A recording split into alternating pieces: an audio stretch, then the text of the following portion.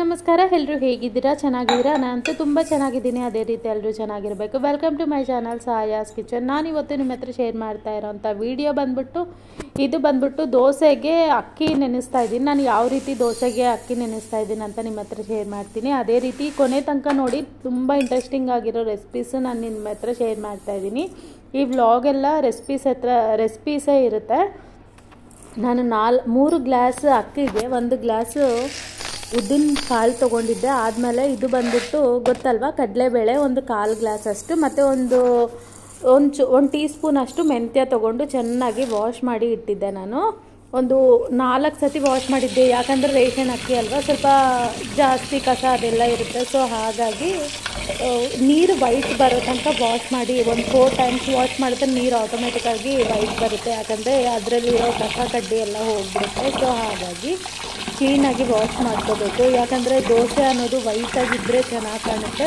ಮತ್ತು ತಿನ್ನೋಕ್ಕೂ ಚೆನ್ನಾಗಿ ಕಾಣುತ್ತೆ ಮತ್ತು ನೋಡೋದಕ್ಕೂ ಚೆನ್ನಾಗಿ ಕಾಣುತ್ತೆ ನೋಡೋದಕ್ಕೆ ಚೆನ್ನಾಗಿ ಕಾಣಿದ್ರೆ ತಿನ್ನೋದಕ್ಕೆ ಇಷ್ಟ ಆಗುತ್ತಲ್ವ ಸೊ ಕ್ಯಾಲಿಫ್ಲವರ್ ಆಲೂಗಡ್ಡೆ ಬಟಾಣಿ ಎಲ್ಲ ಹಾಕಿ ಸಾಗು ಥರ ಮಾಡಿದ್ದೆ ಇದು ಬಂದ್ಬಿಟ್ಟು ರ್ಯಾಂಡಮ್ ಲಾಗು ಇದು ಬಂದ್ಬಿಟ್ಟು ನಾನು ಸಂಡೇ ಮಾಡಿದ್ದೆ ಸಂಡೇದು ನೋಡಿ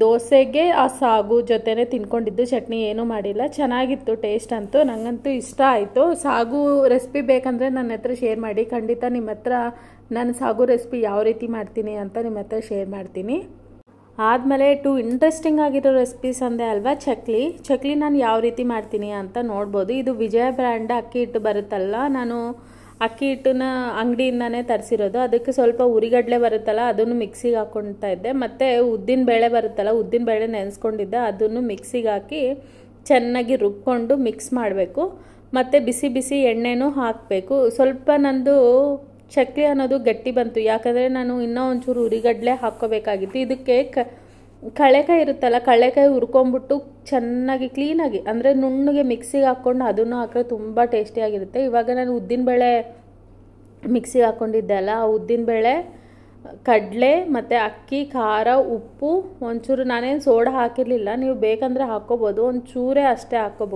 ಹಾಕ್ಕೋಬೇಕು ಮತ್ತು ನಾನು ಉರಿಗಡಲೆ ಹಾಕ್ಕೊಂಡಿದ್ದೆ ಅಲ್ಲ ಅದು ಸ್ವಲ್ಪ ಜಾಸ್ತಿನೇ ಹಾಕ್ಕೊಳ್ಳಿ ನಂಗೆ ಕ್ವಾಂಟಿಟಿ ಅಷ್ಟೊಂದು ಗೊತ್ತಾಗಿಲ್ಲ ಸೊ ಹಾಗಾಗಿ ನಾನು ಇದನ್ನು ಮುಂಚೆನೂ ಮಾಡಿದ್ದೆ ಮುಂಚೆ ಎಲ್ಲ ಚೆನ್ನಾಗಿ ಬಂದಿತ್ತು ಈ ಸತಿನೂ ಟೇಸ್ಟ್ ಎಲ್ಲ ಚೆನ್ನಾಗಿತ್ತು ಬಟ್ ಒಂಚೂರು ಗಟ್ಟಿಯಾಗಿತ್ತು ಅಷ್ಟೇ ಸೊ ಬಿಸಿ ಎಣ್ಣೆ ಕಾಯಿಸ್ಬಿಟ್ಟು ಅದನ್ನು ಹಾಕಿದ್ದೆ ಆಮೇಲೆ ಖಾರ ಉಪ್ಪು ಅಜ್ವಾನ್ ಬರುತ್ತಲ್ಲ ಅಜ್ವಾನೂ ಹಾಕ್ಕೊಳ್ಳಿ ನಾನು ಚೆನ್ನಾಗಿ ಮಿಕ್ಸ್ ಮಾಡಿಬಿಟ್ಟು ಸ್ವಲ್ಪ ಬಿಸಿ ನೀರಲ್ಲೇ ಚೆನ್ನಾಗಿ ಬಿಸಿ ನೀರು ಮಳ್ಳಿಸ್ಕೊಂಡು ಅದ್ರಿಗೆ ಹಾಕಿ ಮಿಕ್ಸ್ ಮಾಡಿದೆ ಹಿಟ್ಟಿಗೆ ಯಾಕಂದರೆ ಬಿಸಿ ನೀರು ಮಾಡಿ ಹಾಕಿದ್ರೆ ಹಿಟ್ಟು ಜಿಗ್ಗಿ ಚೆನ್ನಾಗಿ ಬರುತ್ತೆ ಸೊ ಹಿಟ್ಟು ಜಿಗ್ಗಿ ಇದ್ದರೆ ಚೆನ್ನಾಗಿ ನಾವು ಇದು ಬಿಡ್ತೀವಲ್ವಾ ಚಕ್ಲಿ ಒಳ್ಳಿಂದ ಎಣ್ಣೆಯಲ್ಲಿ ಆವಾಗ ಚೆನ್ನಾಗಿ ಜಿಗಿ ಕುತ್ಕೊಳ್ಳುತ್ತೆ ಸೊ ಹಾಗಾಗಿ ಈ ಥರ ಬಿಸಿ ಇದೆ ಅಲ್ವಾ ಸೊ ಸ್ಪೂನಿಂದ ಒಂಚೂರು ಚೆನ್ನಾಗಿ ಮಿಕ್ಸ್ ಮಾಡಿ ಆದಮೇಲೆ ನೀರು ಸ್ವಲ್ಪ ಹಾಕ್ತಾ ಚೆನ್ನಾಗಿ ಮಿಕ್ಸ್ ಮಾಡಿ ಜಿಗಿ ಬಂದಮೇಲೆ ಅದನ್ನು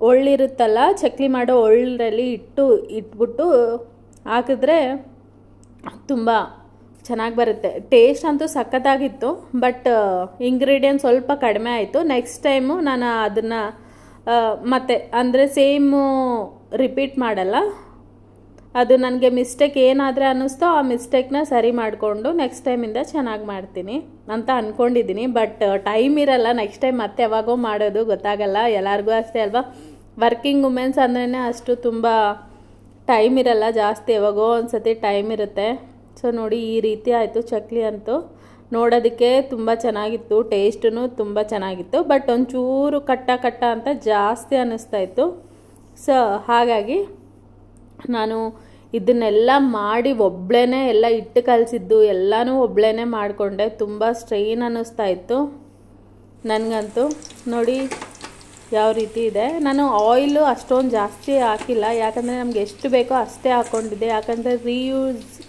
oil is not good for health ಅಲ್ವಾ ಸೊ ಹಾಗಾಗಿ ಒಂದೇ ಸತಿ ಈ ಥರ ಮಾಡಿದ್ದು ಇನ್ನು ಆದಮೇಲೆ ಬೇಳೆ ಸಾರಿಗೆ ಒಗ್ಗರಣೆಗೆ ಆ ಥರ ಯೂಸ್ ಮಾಡೋದು ಮತ್ತು ಅದನ್ನು ಪದೇ ಎಣ್ಣೆಯಲ್ಲೇ ಎಲ್ಲ ಕರಿಯಲ್ಲ ಸೊ ಯಾಕಂದರೆ ಅಷ್ಟು ಆಯಿಲ್ ಬಿಸಾಕೋಕ್ಕೂ ಮನಸ್ಸಾಗಲ್ಲ ಅಲ್ವಾ ಸೊ ಮತ್ತು ಒನ್ಸ್ ಈಸ್ ಓಕೆ ಅನಿಸುತ್ತೆ. ಸೊ ಹಾಗಾಗಿ ಜಾಸ್ತಿ ಯೂಸ್ ಮಾಡಲ್ಲ ರೀಯೂಸ್ಡ್ ಆಯಿಲು. ಒಂದು ಸತಿ ಯೂಸ್ ಮಾಡಿದ್ಮೇಲೆ ತರಕಾರಿಗೆ ಬೇಳೆ ಸಾರು ಒಗ್ಗರಣೆಗೆಲ್ಲ ಆದಮೇಲೆ ಇದು ಬಂದ್ಬಿಟ್ಟು ಬೂಂದಿ ಖಾರನೂ ನಾನು ಮಾಡಿದ್ದೆ.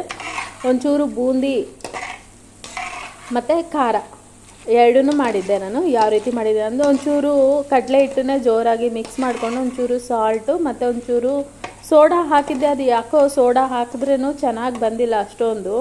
ಸೋಡಾ ಒಂಚೂರು ಹಾಕಿದ್ರೂ ಫುಲ್ಲು ರೌಂಡಾಗಿ ಬಬಲ್ಸ್ ಬರುತ್ತೆ. ಬಟ್ ಟೇಸ್ಟ್ ಅಂತೂ ಸಖತ್ತಾಗಿತ್ತು, ಏನು ಅದರಲ್ಲಿಲ್ಲ. ಮತ್ತು ಕಡಲೆಕಾಯಿನೆಲ್ಲ ಆಯಿಲೆಲ್ಲ ಹಾಕಿ ಡೀಪ್ ಫ್ರೈ ಮಾಡಿಕೊಂಡೆ. ಒಂಚೂರು ಕಡಲೆಕಾಯಿ ಮತ್ತು ಉರಿಗಡ್ಲೆ ಬರುತ್ತಲ್ಲ ಅದನ್ನು ಒಂಚೂರು ಆಯಿಲೆಲ್ಲ ಹಾಕ್ಕೊಂಡು ಫ್ರೈ ಮಾಡಿಕೊಂಡೆ.